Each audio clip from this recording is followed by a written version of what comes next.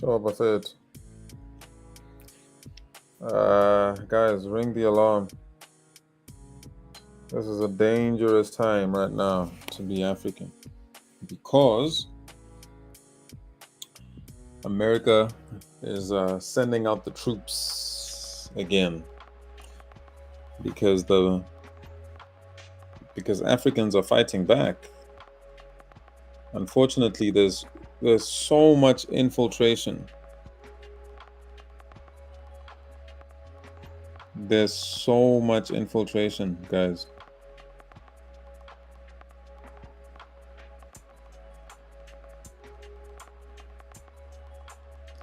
And because of this infiltration,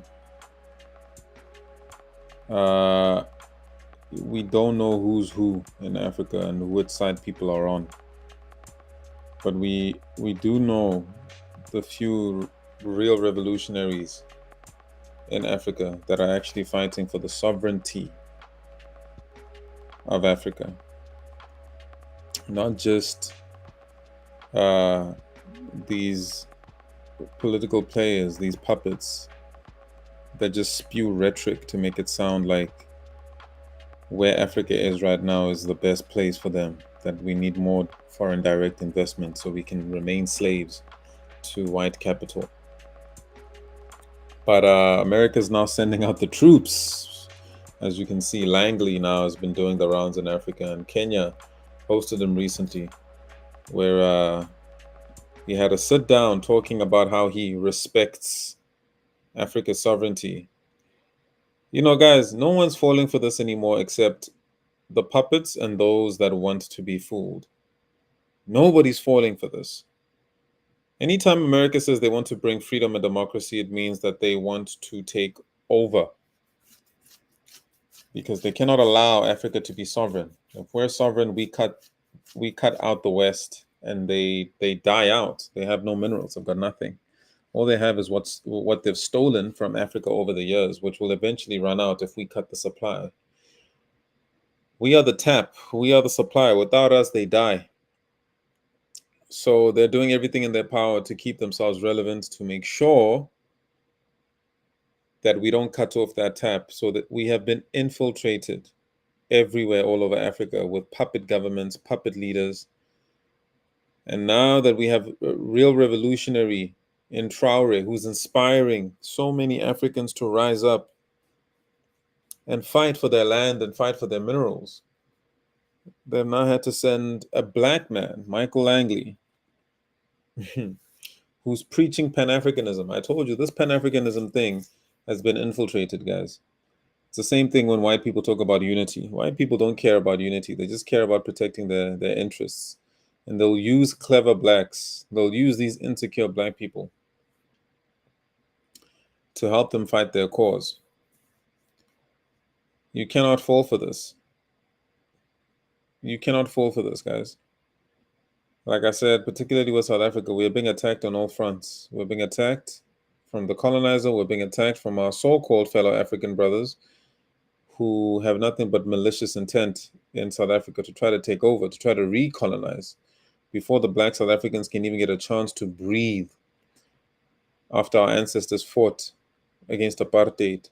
Now our fellow African brothers and sisters are here to oppress us, all right, as well. So in this video, we're going to be watching an interview that Michael Langley did in Kenya. And I want you to pay attention to the amount of BS and just pure rhetoric. Guys, everything the West says is a lie. They specialize in something called doublespeak. They speak the opposite of the truth, right? They lie. They know what the truth is, but they will say the opposite to make you think that they're on your side. And that's how they disarm you and give you a false sense of security while they're infiltrating, while they're taking over. This is how we got colonized the first time, guys. We cannot allow it to happen again. Why people do not have a concept. The concept of truth does not exist in them. They only know lies and deception and conquering and taking over and murdering and killing and raping and pillaging. That is all they know. As a people, that's all they know. We're not going to fall for it again. The white empire right now is crumbling. as Africans become more conscientized. And obviously, this is going to lead to a world war. It cannot be avoided. But Africa must fight for their land and for their minerals, because that's what these imperialists are coming after. They need the raw material. They need the resources. So I want us to pay close attention to how Langley lies, just openly lying, open lies in this interview.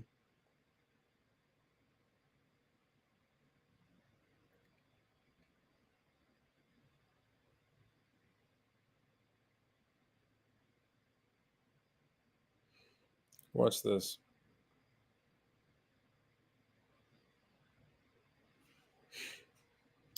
Watch this. Obviously, they're suppressing my channel, guys. So please, like, share, comment, subscribe. Make sure you get this video out to as many people as you can. Let's fight against the algorithm. I mean, as you can see, I'm uploading every day, but they've stopped the channel from being seen. But it's fine. This is it's an archive. I'm streaming on multiple platforms. They cannot kill the movement. They cannot kill the consciousness from growing. They can't stop it. And I know this will find it will fall into the right hands, and the right people will do what is necessary with it to move, to push our work forward. Now let's listen to Michael Langley lying. On the program today, we are so honored to be speaking with General Michael Langley. He's a commander of U.S. AFRICOM. We'll be telling you what that is. I'm sure you know it. You're in this region. There's a lot of work that's done here. And we're here to speak about why he's here in the country and what big conference is happening in the country at the moment. General, thank you very much for making time for us on Citizen Television. Thank you, Yvonne. Let's begin by understanding why you're here. There is the Chiefs of Defense Forces conference. Tell us about that and what role AFRICOM is playing. Well, for U.S. AFRICOM, we yearly put on the Chief of Defense Conference. You know what? By the way, the U.S. AFRICOM is what they call this unit that's functioning in Africa. But what's interesting is they don't include the U.S. They just call it AFRICOM. You know why they don't include the U.S. part? Because it sounds crazy to call it the U.S. African. I forget what the COM part stands for, but it sounds crazy to call it that because it has imperialism written all over it. Okay, so hold on, just give me a second.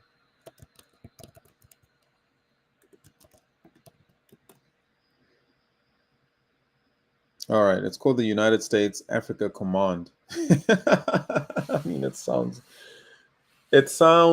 crazy. It's called U.S. AFRICOM, but they refer to it as AFRICOM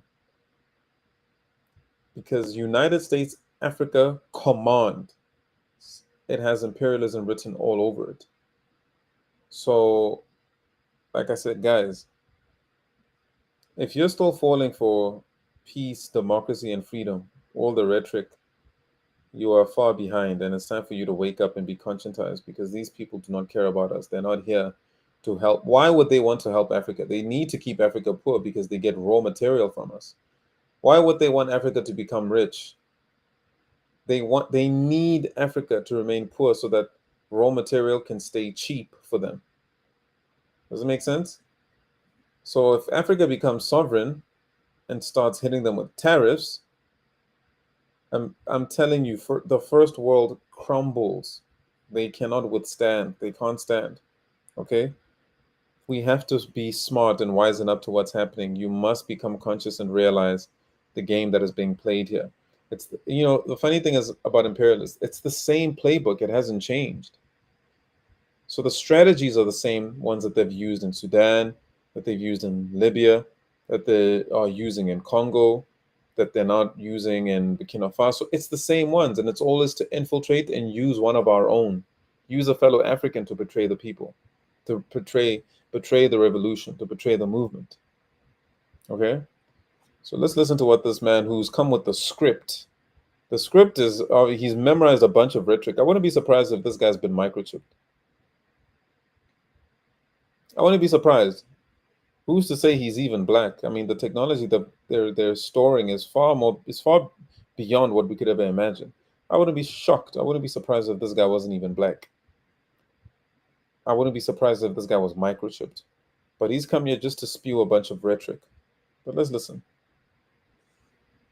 And when I first took command back in 2022, we had a conference in Rome. And I said, you know what? That's fine and good. You know, everyone wants to go to Rome, but I saw that this conference is for the African chiefs of defense. It should be on the continent. And we went to have our own last year in Botswana. And it really opened things up to address issues, military issues, security issues, shared objectives of how to achieve security and stability across the continent. So that was a purpose. And now we're here in Kenya. And as I had discussions with the Chad. Very worrying that they went to Botswana and that Botswana opened up their doors. Like I said, we don't even know who is on our side and who isn't anymore because there's so much infiltration. There's so many coons. There's so many sellout blacks that are just masquerading in black skin, but really they're imperialists. They're on the imperialist side. And this is dangerous because Botswana is bordering South Africa. And, Langley's, he's telling the sob story, acting as if he has respect for Africa. He obviously doesn't. If anybody's falling for this, they're stupid, they're slow. But they're trying to clean up the last time he spoke on Africa, where he disrespected Africa and Burkina Faso, calling them terrorists. That's the narrative they're pushing. Anytime Africa looks like it's about to become sovereign, or an African country looks like it's about to become sovereign, they start pushing the terrorist smear campaign to justify an assassination. That means an assassination is on the books right now. It's incoming. Okay, so don't fall for this, guys. General Kariri, he says, yes, I would love to host this conference. So it's an ownership by the chiefs of defense across Africa. And here we are.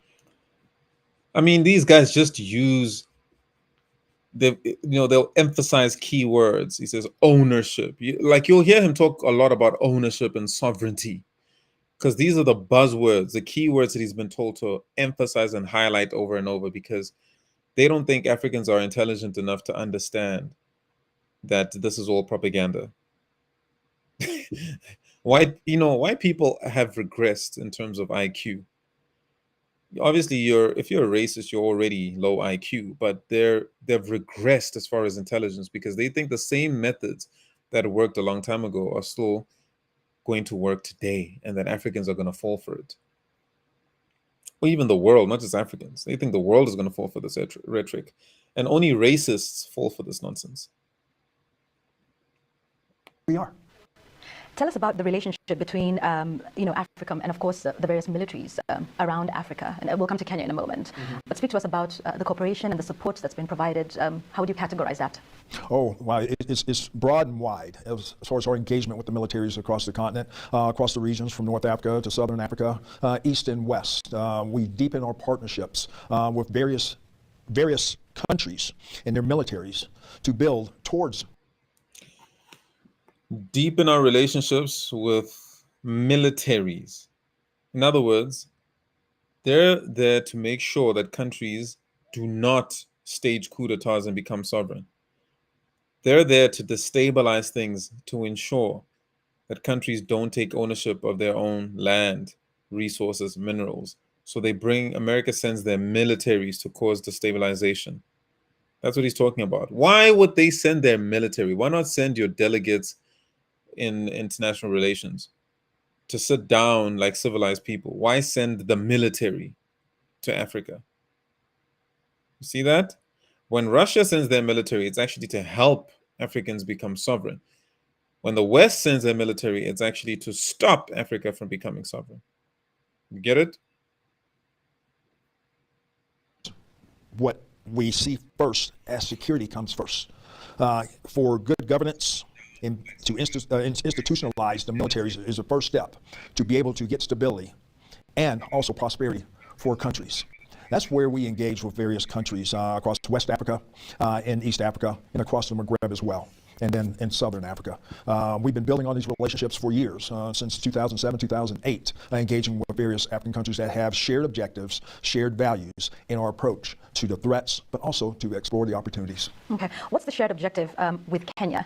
We know we recently got major non-NATO ally status. How do you see that from a military and security perspective? Well, the KDF, the Kenyan Defense Forces, have a reputation here in East Africa as a leader and security exporter. They are an anchor country, the KDF, in being able to, whether it was a few iterations ago of the Somalia mission, and then of late, ATMIS forces, and now AWESOM. Every one of those iterations, Kenya was there. I meet with President Hassan Sheikh Mohammed on numerous occasions. He speaks very highly of. Oh yeah, he's telling on Kenya. So we immediately now understand that Kenya is ran by a puppet government. They're ran by a puppet government, guys. That's Kenya.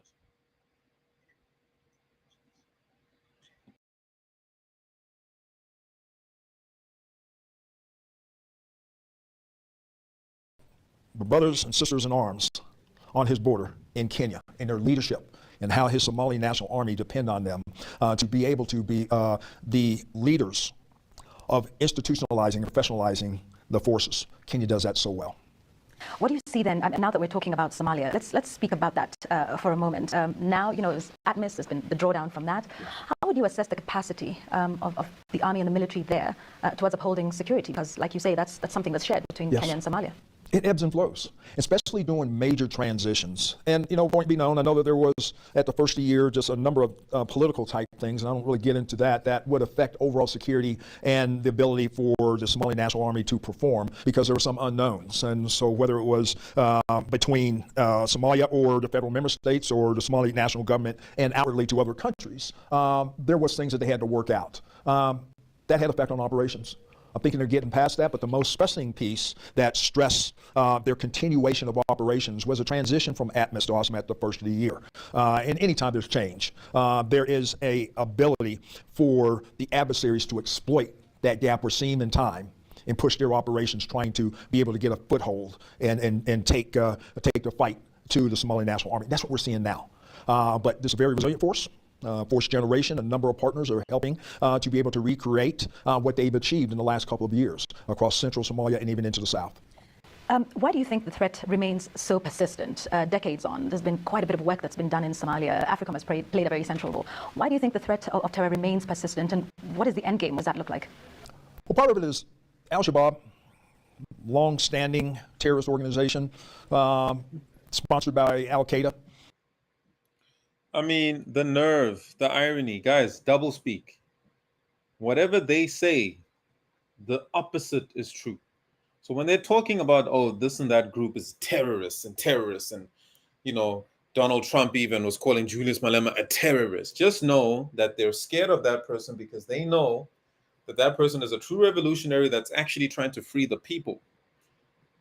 And as soon as the West labels you a terrorist, it means you're actually trying to fight for the sovereignty of your people. And America is against that. They want to be the only country that is sovereign and makes their own decisions. They want to be able to use their operations, their information operations, become that shadow governance, illicit activities, nefarious activities, preying upon people across Somalia, the marginalized clans, with false narratives and saying that they're here and they can provide better than the government. So they've been doing that for a number of years. They've been doing a number of, within their own funding type, really pressing some of the clans for resources, actually just capturing resources, taxes. Listening to this guy is painful because he's not exactly an intelligent man. He's not very bright. And when you hear him speaking and every second word is and the reason he's doing this is because he's trying to remember his script also. besides being an idiot, he's also trying to remember his script because he's been given very clear instructions on what he has to say and what buzzwords, what keywords to keep emphasizing as he speaks. So he's trying to lie in a coherent way, and he's making it up as he goes along. So that's why you find him struggling for articulation right now. Illegal taxation on these members and saying that they are going to be the provider, and when they're actually not. So the federal government of Somalia has been very active at trying to downplay that and doing assurance actions, getting out in the community. So through their liberation phases and stability operations, they bring their whole of government in providing services, education to connect with the outer regions across Iran, Galmudug, and other regions across Somalia. I want us to focus now because there's a lot happening in the region, and a lot of that affects the peace and security and stability of Kenya being central in the region. I'd like us to focus now for a moment on Sudan. The crisis there now in its second year. Two sides in this conflict, one indicted for crimes against humanity in Darfur, the other is facing legitimacy questions due to a coup. In this divide, General Langley, does AFRICOM have a side? Well, that's a policy question. Right now, we want peace because point being known, these atrocities and this civil war since. Remember, peace means instability. America and the West need instability in Africa so they can continue to keep their currencies low, so they can continue to exploit Africans, exploit labor in Africa, exploit the minerals and the land, okay, so that they can eventually take over these territories and annex them as first world country territories. So whatever he's saying here is absolute guys, go read the comments. You don't even have to believe me. People are not buying any of this nonsense. But unfortunately, puppet governments have been installed to cater to the white colonial master. And they're using black people that look like me and you to do their bidding. Do you see that? And they don't care that it's an obvious ploy that everybody can see is a lie because they've got military power backing them. Their biggest fear is that Russia and China will empower Africans to be independent. That's what they hate the most. See that? It's 15 April 2023. And the displaced population from the Darfur region into other countries. It's a travesty. The casualties there are equivalent to any other place on the globe. And that story needs to be told. Burhan and Hemedti going at it, two warlords that actually was a coup within itself. It was supposed to be civilian governance. It was supposed to be elections. Then war broke out. Who suffered from that? The people of Sudan suffered from that. So we're trying to push for peace. There needs to be coming. So that's in our part. Peace means war. Go read 1984, George Orwell. Peace means war. When he says we want peace, he means instability and war. That's what they want to maintain in Africa, so that Africans never really unite. So buzzwords, peace, Pan-Africanism, sovereignty, words like that. He's going to keep emphasizing them to make it seem as if he's on our side. He's not. He's a puppet. Policy realms and diplomatic realms of those leaders across the globe to get them to come to the table. There was atrocities on both sides. And what role is AFRICOM playing, if any, behind the scenes? This is strict. This is at the higher level as far as the diplomatic piece. We don't have a military role there.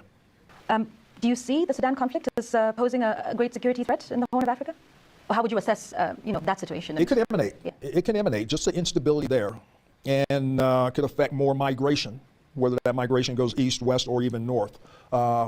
Of displaced populations has reverberating effects across other communities that stokes conflict. We see that even down south when you look at the DRC and the M23 and displacing, as they marched upon Goma, displaced populations. It affects people's lives and stability. And when populations... You are in the military. You don't care about displaced lives. You get paid to do that. This guy acting like he has compassion, acting like he has a heart. I mean, this is hilarious. This is a circus, guys. What a clown show. You're falling for this? You falling for this nonsense? Really? move, it disrupts where they're in location because there's not the capacity to provide for them. So we look at those reverberating type effects, cascading effects, if you will, and it happens and it has a threat of happening across the region. For example, populations coming out of the Darfur region and going into Chad is disrupted. They may not have the necessary type of services to be able to accommodate those populations. So you say you're not present on the ground, but is Africa monitoring the flow of arms, external influence in this conflict, including the latest report? Great follow-up question. See, what I like is this interview is not buying anything this Langley guy is saying. So when she points out that they say that they don't have boots on the ground, it's because she knows they don't need to have boots on the ground. You can use Africans to betray other Africans and send and fund the war and fund the imperialism, and stop the revolutions from taking place by just funding the conflict, right? Providing arms, providing training, providing indoctrination. This is why Botswana is a massive concern for us, because why are they in partnership with America, and particularly the American military? So that's a security concern for South Africa. Lesotho as well, bringing in Starlink. We know that they're using these technologies in a militant way. It has nothing to do with providing internet to the poor. Guys, nobody cares about the poor. Understand this. Okay? Rich white imperialists do not care about the poor. They need the poor to remain poor. Okay? So don't buy this nonsense, man. Reported use of chemical weapons by the RSF. Well, you know that the U.S. is considering sanctions. So, yes, that's at the higher levels. Those policies, those decisions are the White House. But at AFRICOM, we need to be able to do indications and warnings of that. Are you concerned? Say again? Are you seeing anything that concerns? Well, we report that to our government. Okay. We report that for our government. So it's public now that we are investigating the use of those chemicals. So that's where our U.S. government takes over. The number of communities across the leadership, the UN, they look into these things and they do extensive measures to be able to investigate it. Okay. I wanted to talk a little bit broadly now because we focus. She's really not buying any of these answers. I mean, this guy is just reading from a script, really. I mean, is he even human? Hence why I think some of these guys are microchipped. They have to be. On the crisis in Sudan, the war on terror, across the border in Somalia. But do you see on terror. A threat Ironic. beyond the reference to terrorism? What do you think is the greatest threat in the region at the moment, beyond the common reference, for instance, to terror? Well, I would just say just a number of layered threats that I see across the Sahel that emanates downward and could even rise up and back into the Maghreb. When conditions are met, it could exacerbate more instability across a population. That's why we said that when we look for a solution set, and we're going to be able to table this issue again at this CHOD conference, what is the enduring solution for terrorism? As we learned a lot of lessons, what came out of Levant, out of the Middle East, and Syria and Iraq, and it emanated downward. Because it's important that I put this statistic out there. In 2007, the global percentage of terrorism on the African continent was 2%. 2024, it's like 43%. It migrated.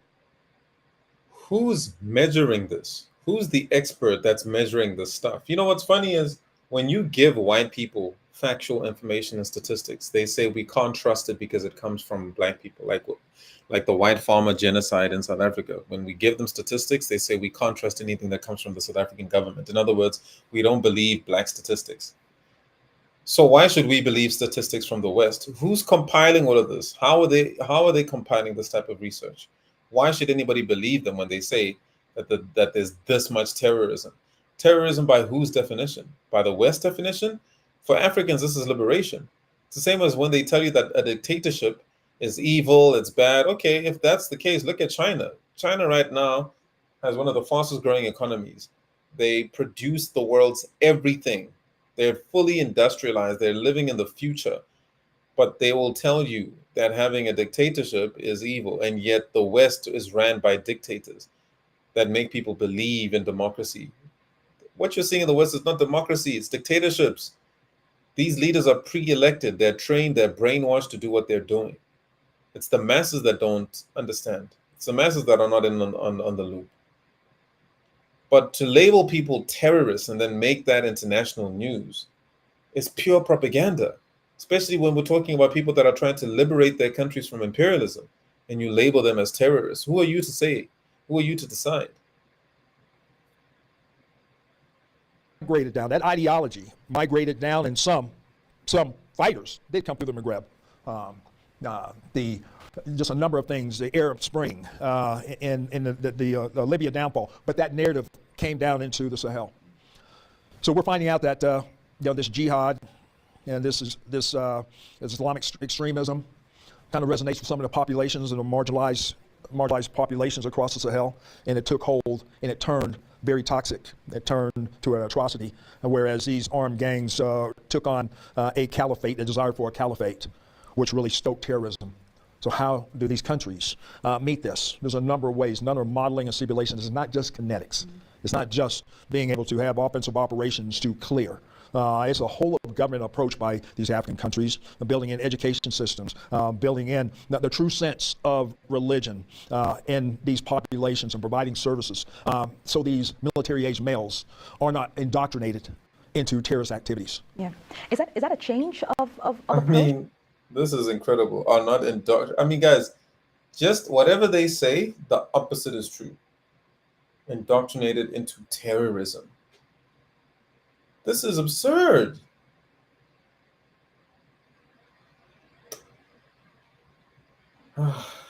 approach, I think, with AFRICOM, because we've heard of a move towards, perhaps from the whole government approach that you speak to what I've heard termed as burden sharing. Is there a change? Yes, or is yes, it is moving to burden sharing. Explain to us what that means. So we did whole of government approach, and then we know that change of administrations went and they said, okay, let's look at what we've been doing, and let's select out what has been working, and let's get laser focus on being able to be straight with our partners that have been building capacity and shifting and sharing of a burden.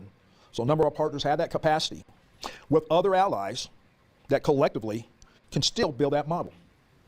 A number of examples in West Africa that are in the process of rebuilding this.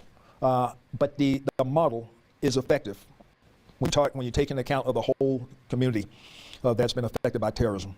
So it's that taking that up for themselves. What does that look like, perhaps more specifically? Because we'll see. Yeah. I mean, what's the rollout plan? They understand. Yeah. Yes. I met with a number of ministers of defense and some presidents and chiefs of defense, and I said, hey,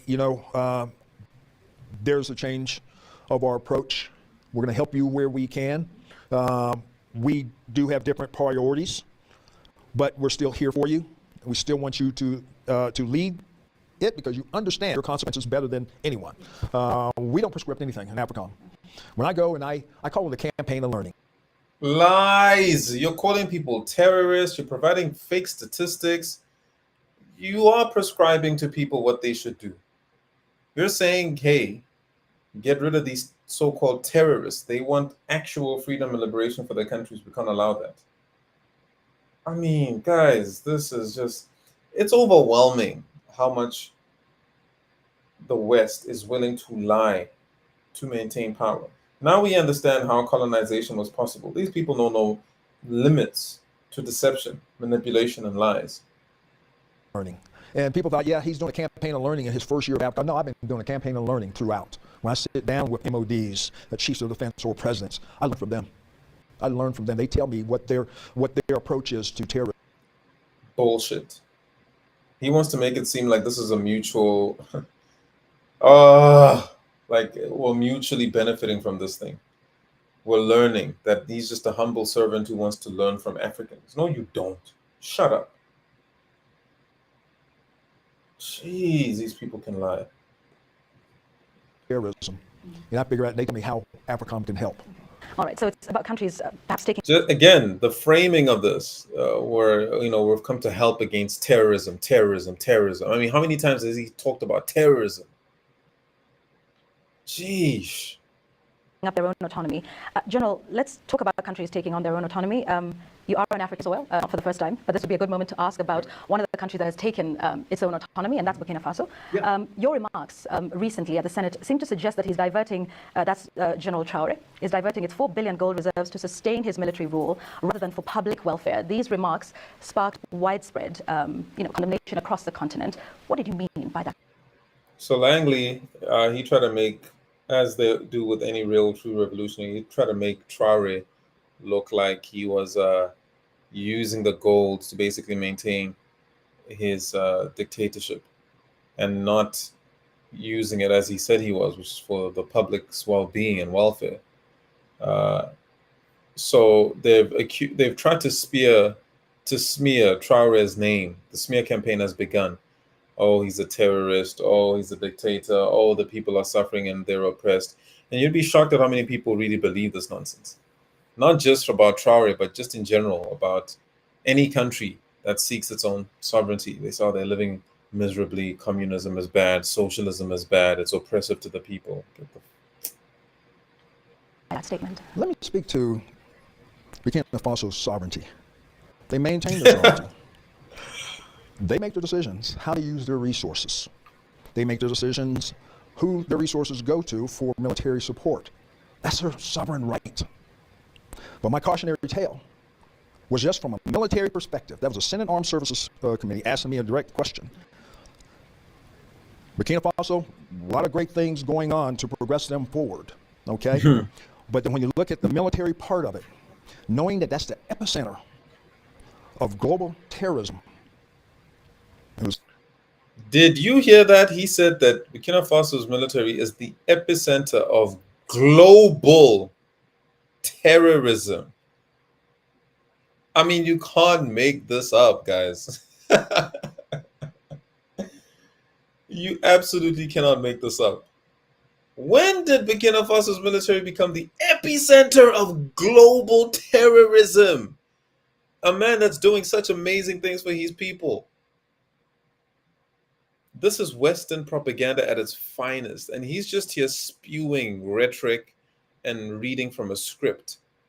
The epicenter, not of African terror, of global terrorism, guys. They're doing the same thing to him that they did to Gaddafi. Smear campaign before the assassination. It was my time to illuminate that this is probably their weakest point, and there needs to be sufficient resources going towards the whole fight of terrorism in that country. Do you understand what this man just said? Sufficient resources, meaning we're going to fund an actual terrorist organization to oppose whatever Burkina Faso is trying to do to free their people, which means an assassination is on the way. That's what that means, guys.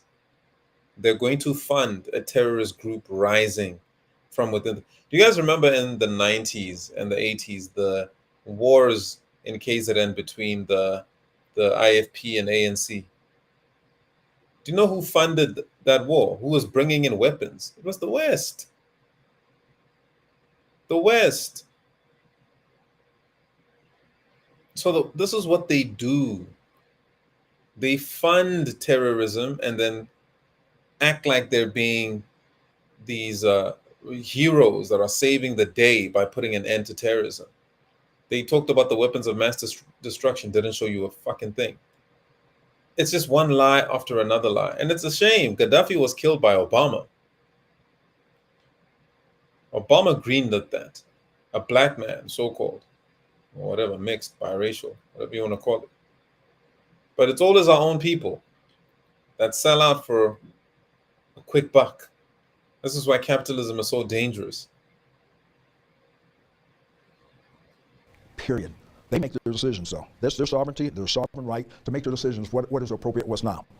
But I wanted to illuminate that it's going in the wrong direction now. ISIS is getting stronger. JNIM. Who are you to say it's getting, like these guys have this sort of parental mindset when it comes to Africa, this parental attitude to say, okay, You can play, but now it's going too far now. Now the parents need to step in and stop you guys from going too far. Nobody interferes with America's affairs and says, oh, whoa, your military's gone too far. You got AI drones. This is really dangerous now. No one interferes. But they want to keep an eye on what everybody else is doing and say, all right, we're here to put an end to terrorism and maintain peace and democracy, which means imperialism. They've just modernized slavery, guys. Wake up. Is getting stronger. Al-Qaeda in the lands of the Maghreb is getting stronger in that country. And do you think it's getting stronger after General Traore took over?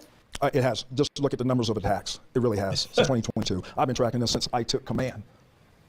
So, no ill will towards him, but the decisions is their own. They're looking for other ways to be able to. They're still on warfighting footing. It's just going to take more resources. So you stand by that statement? Because there's been pressure on you to walk those statements back. That's my statement. That's my assessment. That is getting worse. More needs to be done for not just local, but whole of country, because of these violent extremist organizations are seeking revenue, they're seeking resources, they're seeking recruiting from the Burkinabe people, and they're seeking refuge within their country. That threatens their sovereignty. And that threatens America's interest? Say again? Does that then threaten America's interests? Yes, thank you for asking that. Because especially ISIS, and of course in East Africa is inextricably linked all the way to ISIS West Africa, ISIS Sahel, and there's going to be probably a move for them to move and seek refuge within the line. So we have shared objectives, and we offer to work together with the Burkinabe government and border countries.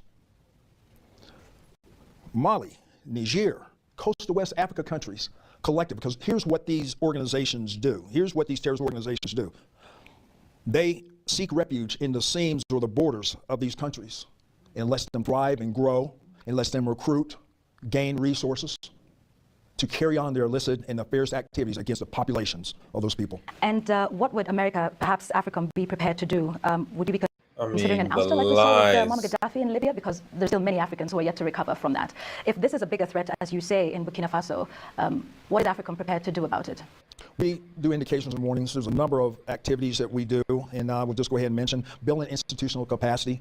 There's not going to be U.S. boots on the ground. Very, very small for exchange of ideas and training, exercises. Over time, that builds institutional capacity and capability in these armies. There, AFRICOM, we're working towards a burden sharing and a burden shift for their independent operations. That's our goal. We have the shared objectives because these. Guys, think about it. When has America ever done something for free? America is one of the most transactional countries you will ever come across. You mean to have us believe that they're so magnanimous they just go around the world spending billions of taxpayers' money just to be good to people, just because they feel like, oh, let's just be good to Africans? Come on, man. This insults the intelligence that the West thinks that Africans are so simple-minded. Same terrorist groups can threaten our homeland. So we're in concert.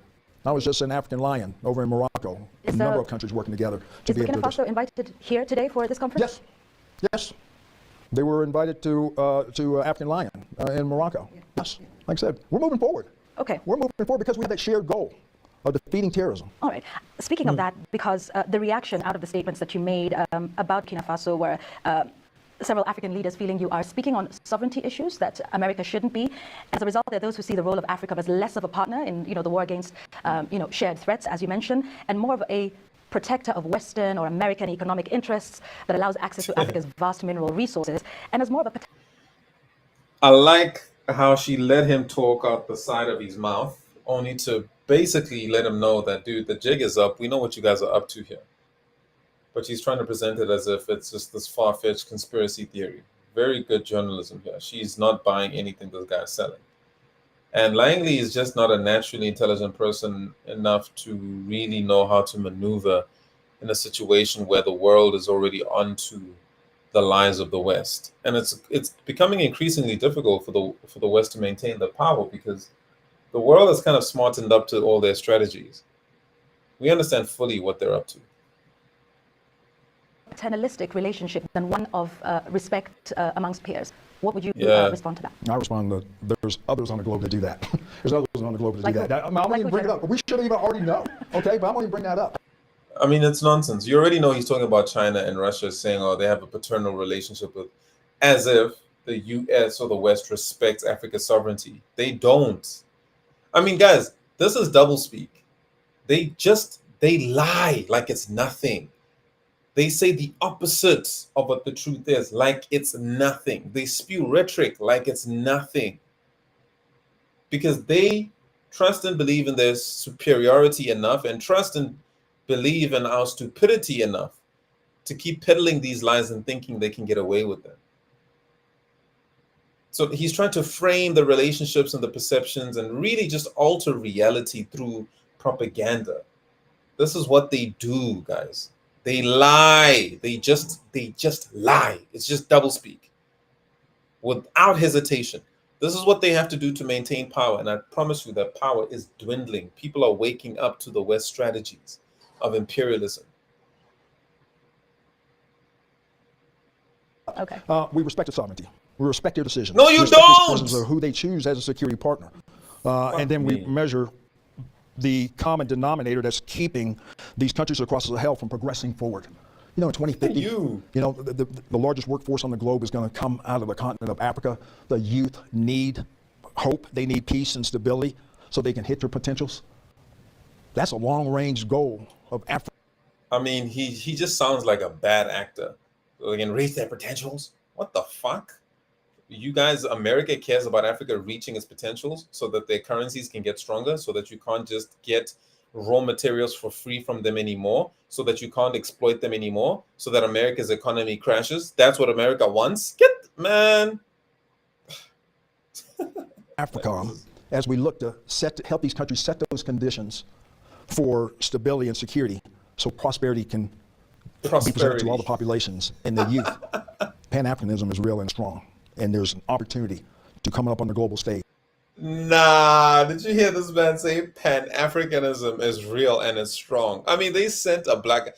This is such poor military strategy from the West. They just sent a black guy to come spew some rhetoric and make it seem like he's on the side of black power. You know what I mean? This is the equivalent of a white person painting their face black and then talking about, yeah, man, African power, man, black power, we're together, man, and thinking that black people are not going to catch on to the fact that this is an imposter. This guy just said Pan-Africanism is real and alive, and it didn't sound authentic at all. What does this guy know about Pan-Africanism? You're serving the American military, dude. You know nothing about Pan-Africanism. You get sent to wherever they send you to go cause destabilization and destruction and death and murder, and to make sure that countries cannot become sovereign and cannot become more powerful. In a competition against the East, that's actually China and Russia are actually trying to empower these countries so that they can become sovereign, so they can stand up to America and stop allowing for their minerals and their land to be exploited and their labor to be exploited by the West. I'm taking that back. I want you to listen to this guy.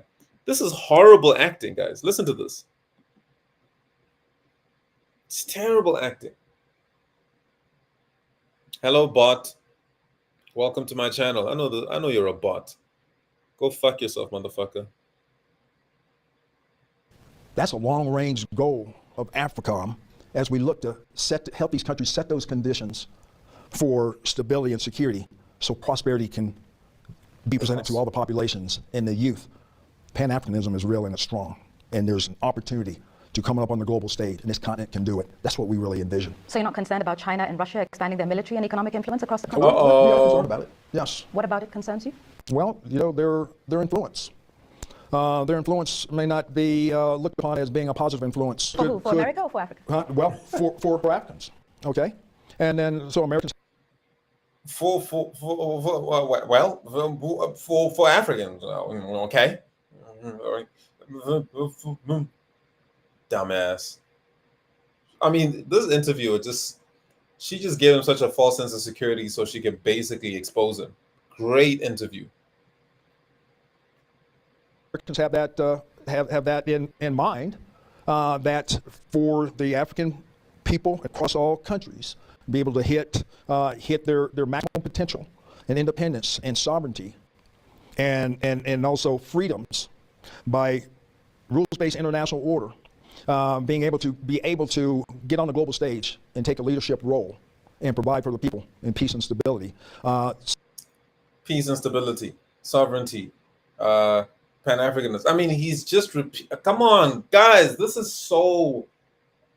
This is juvenile, man. This is so elementary. Sovereignty, peace, and prosperity hit their goal. What goals would those be? What would you know about Africa's goals, African countries' goals? Why would you want them to be prosperous? We know you guys don't care about human rights. Imperialism is just neocolonialism. It's just a rebranding of slavery. For themselves, sovereignty, Pan-Africanism, Black power, Amanda, let's go, Stupid.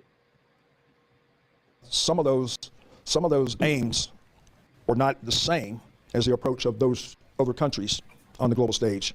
So that's my perspective. Do you have a counter strategy?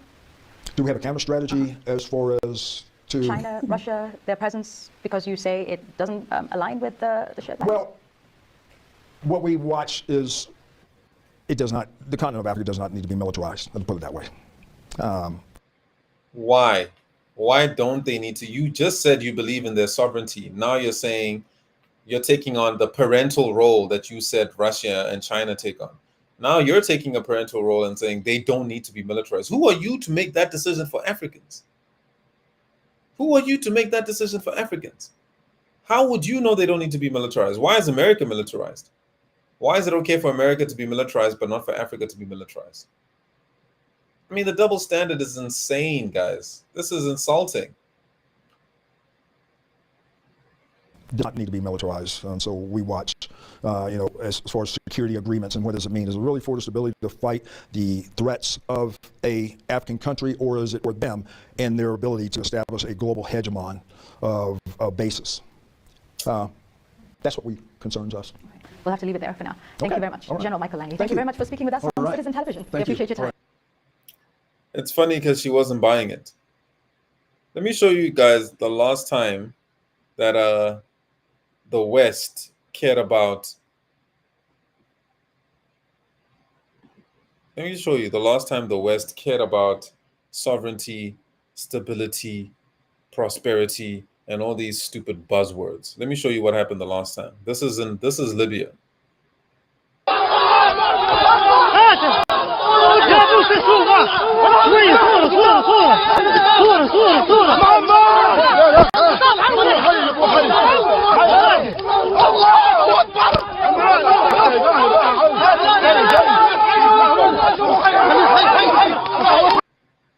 That's Gaddafi, the man that was about to make a central bank for Africa.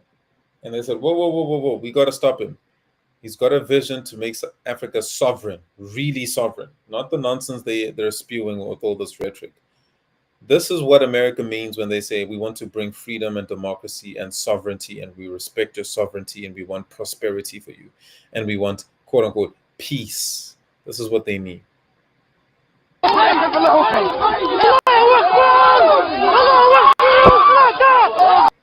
This is what they mean when they say they want to provide resources and funding so that the military doesn't get too out of hand with terrorism.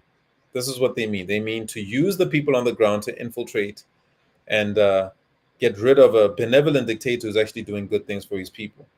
This is what they mean, guys.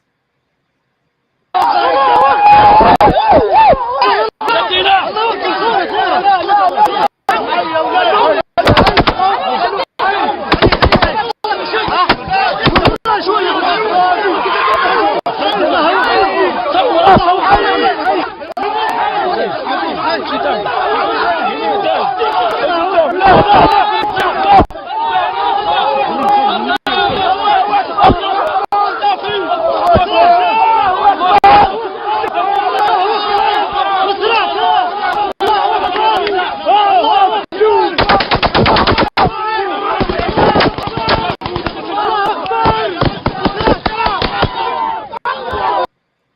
got to think about how sick this entire event was, that the instruction wasn't just to assassinate a great African leader. It was to parade him in the streets as an example for any other African leader that wants to see their countries being sovereign. Robert Sobukwe is another one. And Traore is taking over from that, and he's doing the right thing for his people. But now America's there to make sure that there's a clean infiltration that leads to the death of another great African leader. This is what they mean by peace, guys. This is Gaddafi being paraded in his hometown. Paraded. His dead body completely disrespected. I mean, you read publications in Europe, you read what the publications in the UK, no dignity, just showing a man's corpse in the newspaper, showing a man's wounded body, pictures of his wounded body, his wounded head. I mean, videos circulating, no dignity, people recording on their cell phones, no dignity. They wanted to make this as gruesome and as public as possible, as an example for any African leader that has any ideas of actually liberating his people. This is the West. When they say they want to bring democracy and freedom, this is what they mean, guys.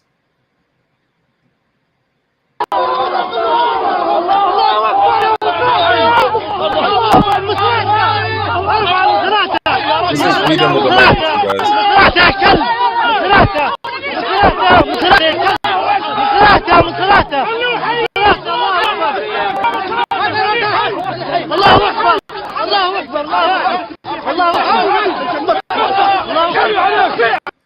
At this point, Gaddafi is asking them, what did I do? What did I do to you guys? What did I do to you guys? It be your own people for a quick buck. Some of them are brainwashed. Some of them have been brainwashed by Western media, Western military training them, right, to be puppets. There's 800 U.S. military base camps around the world. Why would the U.S. tell other countries that they don't need to be militarized, but then they have 800 base camps around the world? That's for control. That is neo-colonialism. That is imperialism today. The world is ruled by the bullets. It's not ruled by diplomats. Do you guys understand? That's the world we live in. A violent, violent world. There's no peace. And if you want peace, you have to be willing to fight for it. Be under no illusions. We do not live in a peaceful world. We live around barbarians, savages who will do anything to maintain power and to attain power.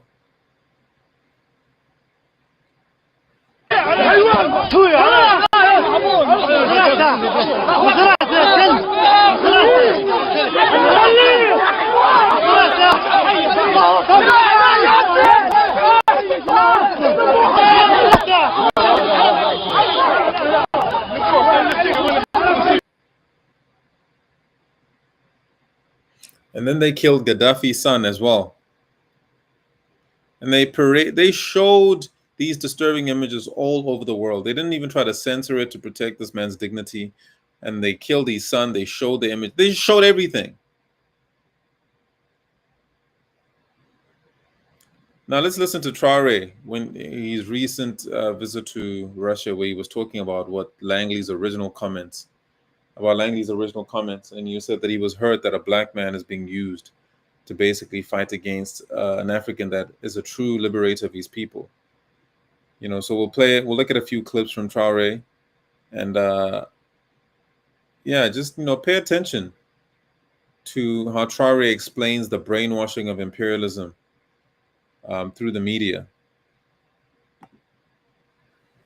France 24, j'ai été dans des pays où ces radios étaient fermées.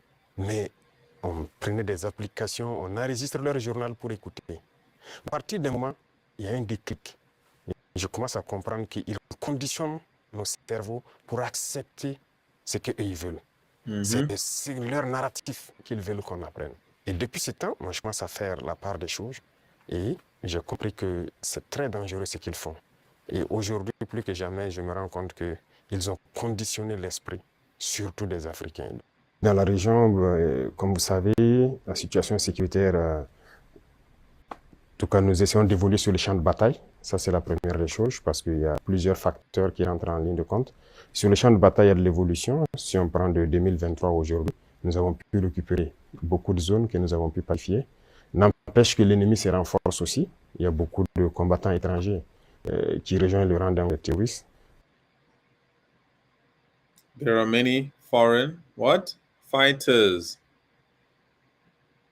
You understand what he's telling you?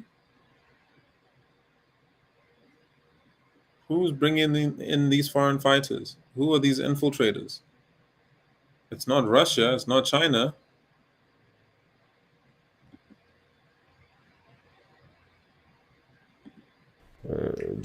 Est-ce que vous pouvez préciser, vous parlez de quoi? Oui, les terroristes, ils sont renforcés par beaucoup de combattants étrangers qui viennent d'ailleurs, qui ne sont pas en fait, quand je prends le cas de Burkina, il y a beaucoup de criminels qui sont au Burkina mais qui ne sont pas burkinabés. Il y a aussi des formateurs qui viennent de beaucoup de pays pour les... Do you guys understand how dangerous infiltration is? There's all of this globalization. No, you're just literally bringing in spies, informants, criminals into your country who threaten your sovereignty. Look what's happening in South Africa. South Africa has been invaded for years now by foreign nationals, and even in the colonial era by the Europeans. And instead of tightening our borders and preventing anybody from coming in, we're saying, oh no, we're open to more, come in. More people, more foreigners must come into South Africa. Here, you can even buy property. Imagine property and land that our forefathers died for is being sold to foreigners. What an insult. And it's all to undermine the liberation struggle of our people and the lives that have been sacrificed for the struggle. Apprendre beaucoup you see that? Teach them many techniques. What was Langley talking about?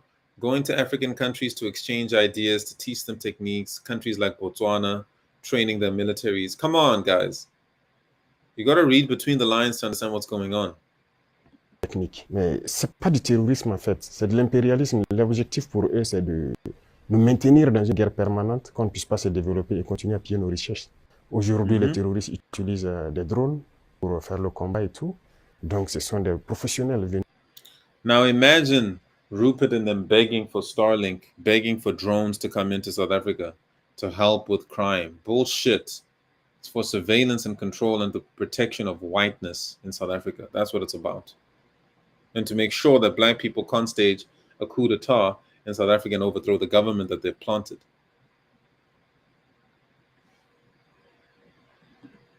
Venus donc de certains pays qui viennent les apprendre tout ça. Tout ça, c'est pour continuer à nous maintenir dans une situation d'insécurité. Mais nous prenons la mesure de la chose, nous nous adaptons à chaque fois à leur mode d'action et nous continuerons le combat jusqu'à récupérer l'entièreté du Sahel. Y a-t-il des pays concrets qui financent ces combattants? Tous les pays impérialistes financent ces combattants. Voilà, ils sont nombreux.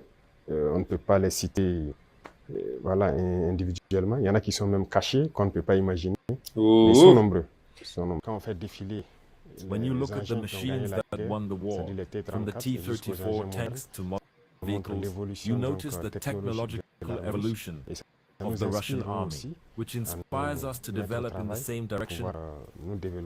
Relations are great, and I can say that during the past 2 years they have started very well, and we are strengthening in such sectors as defense, security, but also education and trade. So we have advanced cooperation in the different sectors so that we can share and exchange experience, as we have much to learn from Russia's education system, especially science.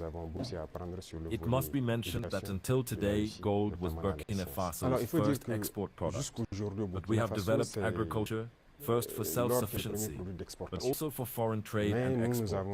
The terrorists are strengthened by many foreign fighters who are not actually... When I take the case Burkina, there are many criminals there who are not Burkinabe.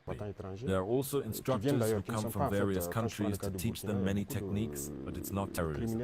In fact, it's imperialism. Their objective is to keep us in a permanent war, prevent us from developing and continue to exploit our resources. That is why they have every interest in bringing explosive teams into the mines, to deploy various types of mines. Today's terrorists use combat drones. These are professionals from certain countries who come to teach them all this. All of this is to keep us in a state of insecurity. However, we are aware of the situation, we adapt each time to their mode of action, and will continue the fight until the entire Sahel region is recovered. And we are striving to collaborate more with all the countries that are fighting today for their economic independence, because it is a form of imperialist oppression. Those who are oppressed should unite to face this hegemony and have achieved some progress in this field. There are many agencies to be put in place. There are many aspects to be leveled in the three countries. Since I believe you are aware, our economic levels vary. Militarily, there are many aspects. Balance is crucial, and therefore it requires the implementation of many systems, many meetings, and free movement requires a certain number of factors to be combined. You should have noticed that we did a lot to have a unique security document for travel. So it is evolving and going very well.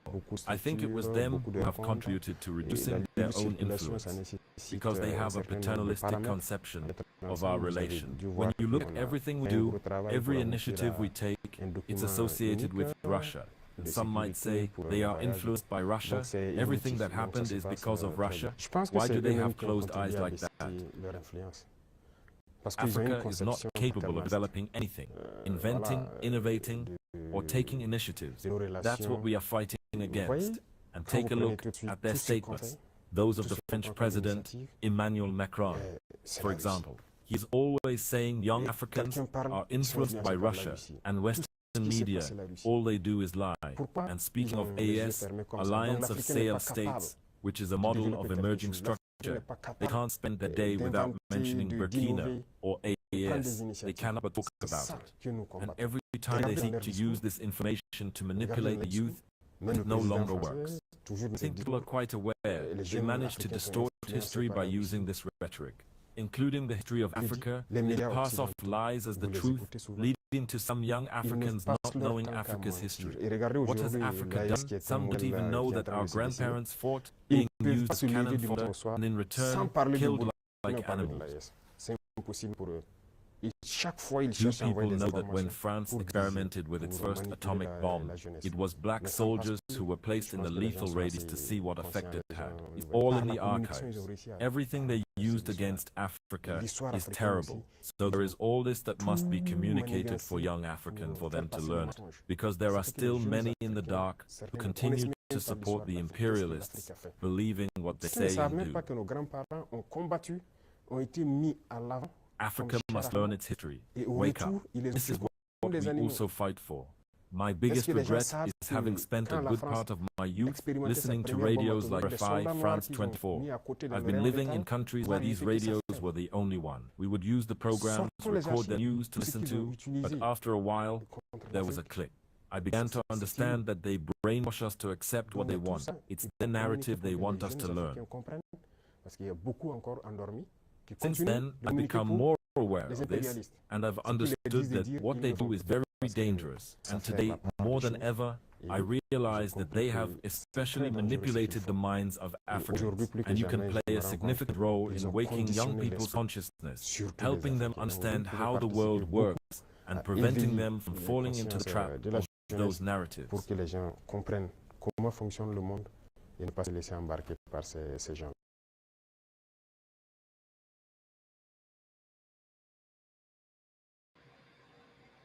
In closing, I want to leave you the reason Julius Malema falls into this category of a truly great African revolutionary is you can criticize him for as much as you want.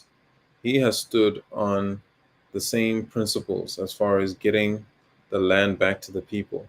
He hasn't been scared to step on toes and ruffle some feathers. And he's been the only true beacon of a revolutionary in South Africa. And the attitude that he has is the attitude that we all need to have as far as challenging status quo, challenging whiteness, challenging white supremacy, and not being afraid to speak up and let them know what our agenda is, which is to get back our land and our minerals. and we will not stop. We will not rest. We will not sleep until the job is done. We know that we're going to die in the process, and that's okay. But we want to do something that our future generations will look back on and thank us in the same way that the generations of the past sacrificed their lives for us to be where we are today. So we cannot let the future generation down. We cannot let the past generation and our ancestors down. We must continue this fight against imperialism because they're becoming more and more aggressive and more militant, which means we have to prepare ourselves. And the only way Africa can overcome this is by uniting to fight imperialism, not just uniting for the sake of, oh, we all want to move to South Africa. No, fighting imperialism is the one reason we should unite, after which we should all develop separately and trade with each other and focus on building our individual nations as opposed to running away from the grind and seeking greener pastures in another man's country. You build the greener pastures yourself. You create the country that can make you feel proud that of what your country has become. So no running away, guys. It's time to fight for our countries, build our countries, and when necessary, we come together, we bring our militaries together to fight against imperialism. The jig is up for white people, and they know it.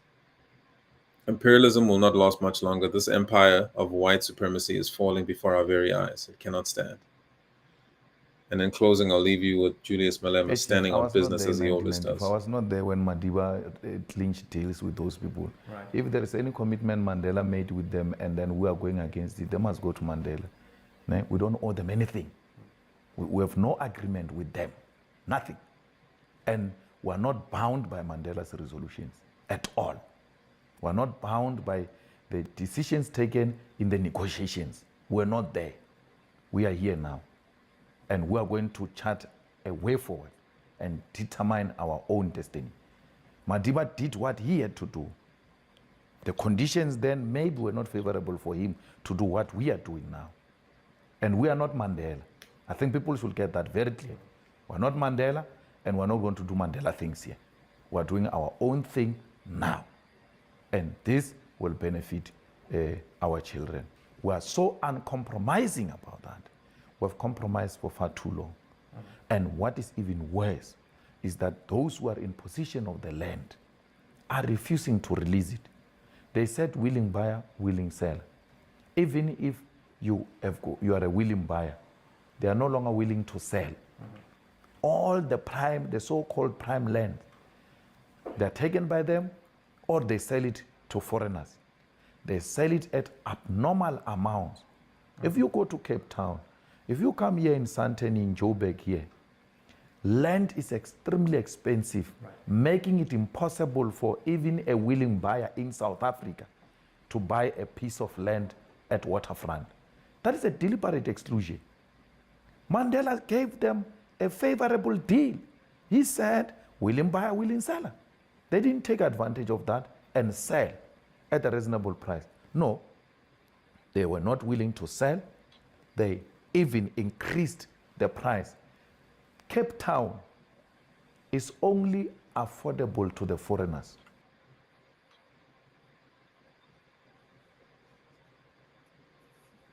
And that's facts. So there it is, guys. I know this was a long video, but it was necessary. I was not there in 1994. Let's keep conscientizing one another and making people aware. Are Chief. Keep conscientizing the people, man. We cannot give up now. We are far from the end of this battle, but I'm telling you, this horse of imperialism is weakened. It's at its weakest it's ever been. And they're just throwing Hail Marys now to try to hold on to what is dwindling. Inevitably, this is headed towards war. We understand that, and you have to be ready for the fight. And we will win. Amandla.